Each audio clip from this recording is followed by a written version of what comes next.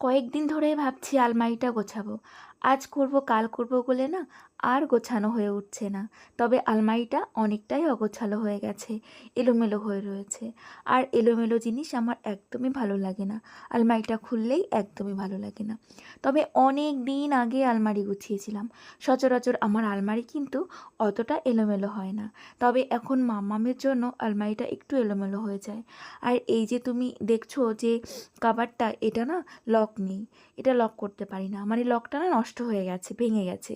সেই জন্য যখন খুশি মাম্মাম এটা খুলে এই ভেতরের থেকে জামা কাপড় বের করে দুষ্টুমি করে। আমি জানি না তোমাদের বাচ্চারাও কি আমার মাম্মামের মতন এইরকমই দুষ্টু। আমার না ভীষণ খারাপ লাগে কেন জানো তো, এই যে মাম্মাম যে দুষ্টুমি করে তারপরে মাম্মামকে বকার জন্য আমার বেশি খারাপ লাগে। ও যে দুষ্টুমি করছে সেগুলোর জন্য আমার খারাপ লাগে না। যখন দুষ্টুমি করার পরে আমি রাগটা কন্ট্রোল করতে পারি না, ওকে বকা দিই, তখনই আমার খারাপ লাগে, মানে তারপরে আর কি আমার খারাপ লাগে। আচ্ছা, তোমাদের বাড়ির বাচ্চারাও কি মাম্মামের মতন এইরকম দুষ্টু? আমি না ভাবতে পারি না কেন কি মাম্মামের মতন এত দুষ্টুমি বাচ্চা আমি দেখতে পাইনি। কেন কি ছোটোবেলায় আমি যাদেরকে দেখেছি, যেমন আমার মামার ছেলে মেয়ে, এদেরই কি আমি বেশিরভাগ দেখেছি। কেন কি আমার তো কোনো ছোট ভাই বোন নেই, আমার ছোট কোনো কাকাতো ভাই বোনও নেই, আছে শুধু মামা মাসিদের ছেলেমেয়েরা। তো তাদের ছোটোবেলায় কিন্তু আমি দেখেছি, কিন্তু তারা কিন্তু এরকম দুষ্টু ছিল না গো। সত্যি কথা বলতে মানে দুষ্টুই ছিল না তারা। তবে মাম্মাম কেন এত দুষ্টু আমি বুঝতে পারি না। ও এত দুষ্টুমি কেন করে সেটাই বুঝতে পারি না। আমার ভীষণ খারাপ লাগে জানো, যে কেন ও এত দুষ্টু হলো, কেন একটু শান্ত হলো না। ছোটোবেলায় নাকি আমি ভীষণ শান্ত ছিলাম, আমার হাজব্যান্ডও বোধহয় শান্তই ছিল। কেন কি ও এখনও তো শান্ত। তবে ওর রাগ আছে, তবে রেগে গেলে সে ব্যাপার আলাদা, কিন্তু ও কিন্তু সবসময় শান্তই থাকে। আর আমিও নাকি ছোটোবেলায় শান্তই ছিলাম, মা বলে আর কি। তো জানি না মাম্মাম এত দুষ্টু কোথার থেকে হলো। তো সত্যি কথা বলতে আমার ভীষণ কষ্ট হয় জানো, কেন কি একার সংসার তো।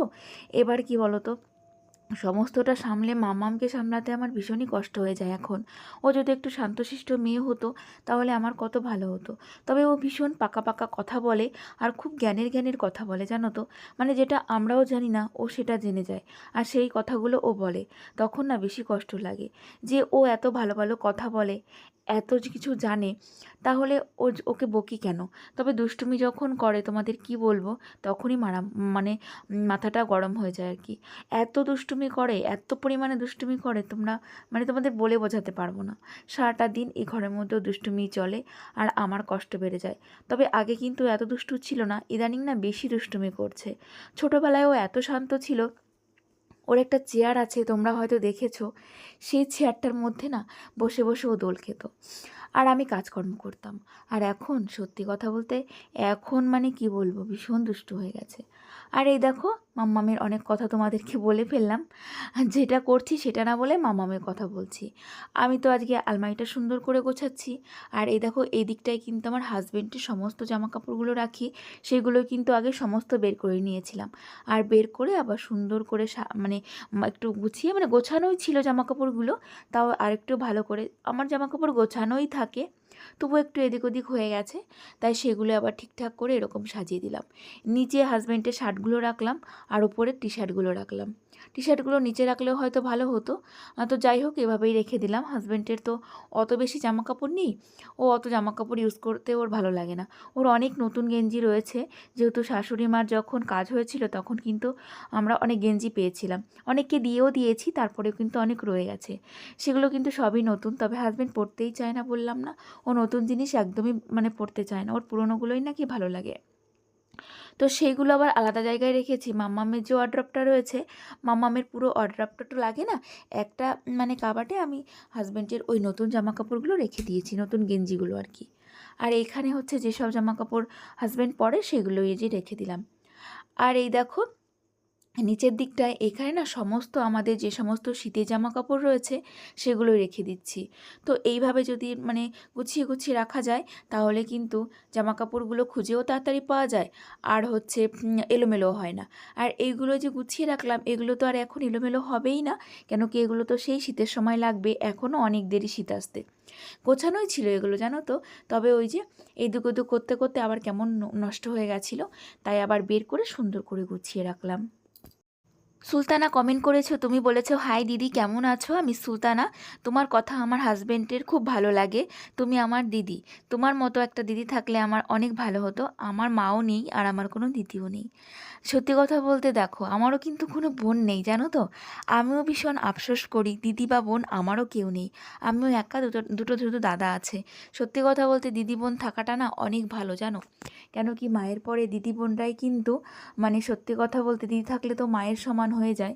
তো সেই জন্য সেই অভাবটা কিন্তু আমি বুঝতে পারি জানো তো বোনো। তো যাই হোক, কী করা যাবে, ভগবান তো সবাইকে সব কিছু দেন না। আর এখন দেখো আমি কিন্তু আলমারির এই সাইডটায় চলে এসেছি। যেহেতু আমার আলমারির 3টে পাল্লা, তো এক পাল্লায় তো দেখতেই পেলে আমি কী কী গুছিয়ে রাখলাম। আর এখন এই দিকটায় কী কী গুছিয়ে রাখবো সেটাও তোমাদেরকে দেখাবো। পায়েল দিভাই কমেন্ট করেছে, বলেছে তুমি একটু দুপুরের দিকে ঘুমানোর চেষ্টা করবে, দেখবে তোমার উইকনেস কম লাগবে। আর খাওয়া দাওয়া করছো জানি, কিন্তু টাইমলি করবে আর বেশি করে ফল খাবে, দেখবে তোমার গ্ল্যামার বাড়বে বুনু।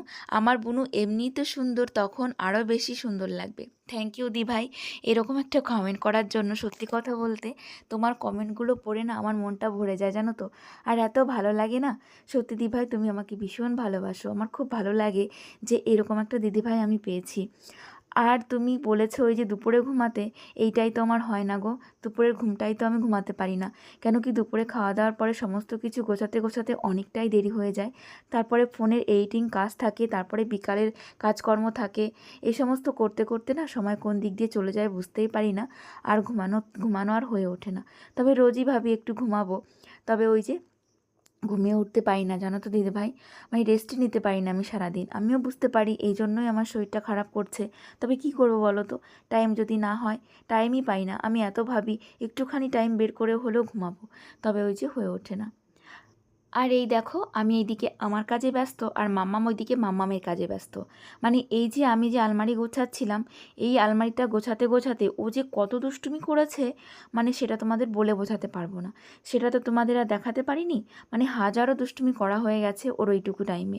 এবারে এই আলমারিটা গুছিয়ে ওর ওই সমস্ত দুষ্টুমিগুলো আবার আমাকে সমস্ত গোছাতে হবে। মানে যেগুলো বের করেছে, যেগুলো হচ্ছে ছড়িয়েছে ছিটিয়েছে সেইগুলোকে। তবে অনেক বলে বলে কিন্তু আমার কাছে আসাটা ওকে বন্ধ করতে পেরেছি। আর এই সমস্ত জিনিসগুলো ধরাটা থেকে বন্ধ করতে পেরেছি। না হলে হয়তো দেখা গেল এই জিনিসগুলো দিয়েই কিন্তু ও সমস্ত ছড়াতে শুরু করে দিল।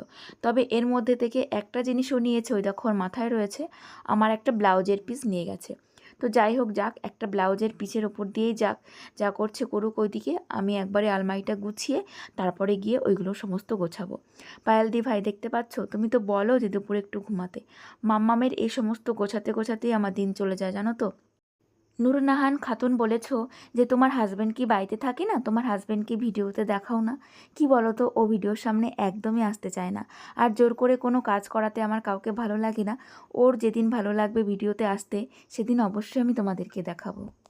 তাজিনুর খান আইডি থেকে একটা বুনু কমেন্ট করেছো, তবে তোমার নামটা তো বলোনি, তোমার নামটা কি গো? দিদি আমি তোমার সব ভিডিও দেখি, খুব ভালো লাগে তোমার কথাগুলো, তোমার কাজগুলো আমার ভীষণ ভালো লাগে। আমার নামটা নিয়েও কিছু মনে করো না। তবে তোমার নামটা কোনটা? এই যে তাজিনুর, এটাই কি তোমার নাম? তুমি কিন্তু তোমার নামটা বলোনি। এটা যদি তোমার নাম হয় তো বলো, আর অন্য কোনো যদি তোমার নাম থাকে সেটাও কিন্তু আমাকে অবশ্যই জানিও। এই তো দেখো একটু একটু করতে করতে কিন্তু আমার আলমারিটা প্রায় গোছানো হয়ে এসেছে। সত্যি কথা বলতে জীবনটাও যদি এইভাবে গুছিয়ে রাখা যেত তাহলে কত ভালো হতো বলো তো। আমাদের জীবনে যে কত ঝড়ঝাপটা কত কিছু আসে, সেটা না বিয়ের পর থেকেই বুঝলাম জানো তো। আর এখন ভাবি যে এই ঝড়গুলো তো মা বাবার ওপর দিয়েও গেছে, কিন্তু আমরা কখনোই সেটা বোঝার চেষ্টা করিনি। আমরা তো আমাদের মতন কত ভালোভাবে কাটিয়ে দিয়েছি জীবনটা। তবে এখন এই যে বিয়ের পরে বুঝতে পারি যে জীবনটা কত কঠিন। তবে আমাদের বোঝাটা বোধহয় একটু আগে থেকেই শুরু হয়েছে, যেহেতু আমাদের মাথার ওপর কেউ নেই। তবে মাথার উপরে যদি শ্বশুর শাশুড়ি থাকতেন তাহলে হয়তো এতটা চাপ আমাদের নিতে হতো না। সত্যি কথা গো, এখন সেই মানে খুব মিস করি আর কি। আর ভাবি যে সত্যি কেন মানে আমাদের মাথার উপরে কেউ নেই। আর এই সমস্ত কথা ভেবেই কিন্তু ভীষণ খারাপ লাগে জানো তো। আর ভাবি সত্যি কথা, মাথার উপরে যদি কেউ থাকতো তাহলে জীবনটাকে আরও সুন্দর করে গুছিয়ে নিতে পারতাম। আমার গোছানো গোছানো জীবন ভীষণ ভালো লাগে। এই যে আলমারিটা যেমন গুছিয়ে নিচ্ছি, এরকম জীবনটাও গোছানোর অনেক আশা। তবে জানি না কখনো জীবনটাকেও গুছিয়ে নিতে পারবো কি না। না এইভাবে দিন কাটিয়ে দিতে হবে সেটা তো ভগবানই জানে। আর কি বলবো তোমাদের, সত্যি কথা বলতে মনটা ভীষণ খারাপ। সেই জন্যই জানো তো, মনটা ভালো করার জন্যই আলমারিটা গুছিয়ে নিচ্ছি। কেন কি, এই যে গোছানো গাছানো জিনিস দেখলে কিন্তু মনটা অনেক ভালো হয়ে যায়। আর তুহিনা কমেন্ট করেছো, তুমি বলেছো, হাই আমি তুহিনা, আমি তোমার ব্লগ দেখি, তোমার ব্লগ দেখতে অনেক ভালো লাগে, আর তুমি আমার নামটা নিও প্লিজ। এই তো তোমার নামটা নিয়ে নিয়েছি, তুমি তুহিনা খাতুন। থ্যাংক ইউ বুনু, অনেক ধন্যবাদ, এইভাবে আমরা পাশে থেকো। সৌমানি দিদিভাই কমেন্ট করেছো, তুমি বলেছো সত্যি খুব ভালো লাগলো তোমার ব্লগ বোন। তোমার নদিয়ার কোথায় গো বাড়ি? আমার বাড়ি মুর্শিদাবাদ। আমার বাড়ি নদিয়ার বগুলাতে। তুমি কি চেনো বগুলা? তো তোমার বাড়ি কোথায় গো? মুর্শিদাবাদ। আমি না একবার গেছি হয়তো মুর্শিদাবাদে, ওই যে হাজারদুয়ারি দেখতে, আর কোনো দিন যাওয়া হয়নি। তুমি কি এসেছো কোনো দিন নদিয়াতে?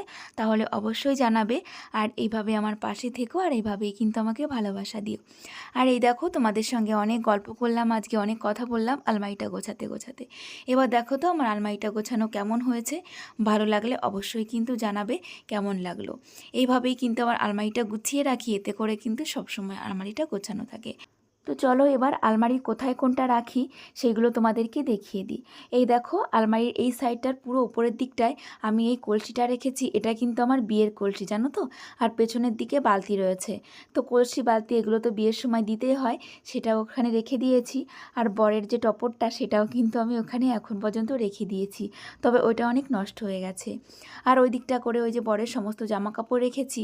আর এখানে ফাঁকা ছিল বলে মায়ের দুটো শাড়ি রেখে দিয়েছি, এই দুটো শাড়ি মায়ের।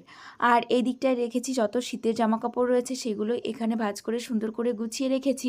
তবে এখানে শুধু আমারটা আর হাজবেন্ডেরটাই রয়েছে, মামামের কিছুই কিন্তু এখানে নেই। তো চলো এই দিকটার কোথায় কোনটা রেখেছি সেগুলো তোমাকে দেখিয়ে দিই। একদম নিচে রেখেছি আমাদের যে টলি ব্যাগ রয়েছে সেটা। এটার কিন্তু আমার বিয়ের সময়কার টলি ব্যাগ। তোমরা তো ভালো করেই জানো, বিয়ের সময় কিন্তু এরকম টলি ব্যাগ দেওয়া হয়। তো সেটাই আমি নিচে সুন্দর করে গুছিয়ে রেখেছি। তবে আমার টলি ব্যাগটা কিন্তু একদম নতুন রয়েছে, যেমন কিনেছিলাম তেমন। আর এর উপরে যে দাগটা রয়েছে সেখানে রেখেছি অনেক সুতির শাড়ি। এগুলো কিন্তু একদমই নতুন, আমি কিন্তু এখনও পরিনি, সেগুলোই গুছিয়ে রেখেছি। আমার বিয়ের সময়, সাধের সময়, মানে বিভিন্ন অনুষ্ঠানের সময় যে শাড়িগুলো আমি পেয়েছিলাম সুতির, সেইগুলোই ওখানে গুছিয়ে রেখেছি। আর সুতির শাড়ি তো তেমন আমার পরা হয় না। আর তারপরেই সায়াগুলো ভাঁজ করে রেখেছি। আর আমার সমস্ত সায়াগুলো কিন্তু লাল কালারের বেশি, জানো তো। আর তারপরে যে সমস্ত শাড়িগুলো রয়েছে সেগুলো আমি এদিক ওদিক গেলে তখনই আমি পরি, সেগুলো এখানটায় গুছিয়ে রেখেছি। আর এখানে সমস্ত নতুন শাড়ি, একটাও পরা হয়নি এখনও, এবং ভালো ভালো নতুন শাড়ি। আর এই দিকটায় হচ্ছে আমি কোথাও যখন যাই, ধরো অনুষ্ঠান বাড়ি, বিয়ে বাড়ি, সেই সমস্ত শাড়িগুলো কিন্তু আমি এইখানে গুছিয়ে রেখেছি। সমস্ত শাড়িগুলো এইভাবেই কিন্তু পাট পাট করে আমি রেখেছি, যাতে করে আমার খুঁজতে কোনো অসুবিধা না হয়। তো ভিডিওটা কেমন লাগলো তোমরা কিন্তু অবশ্যই জানাবে। আর আজকের ভিডিওটা এখানেই শেষ করছি। তোমাদের সবাইকে টাটা।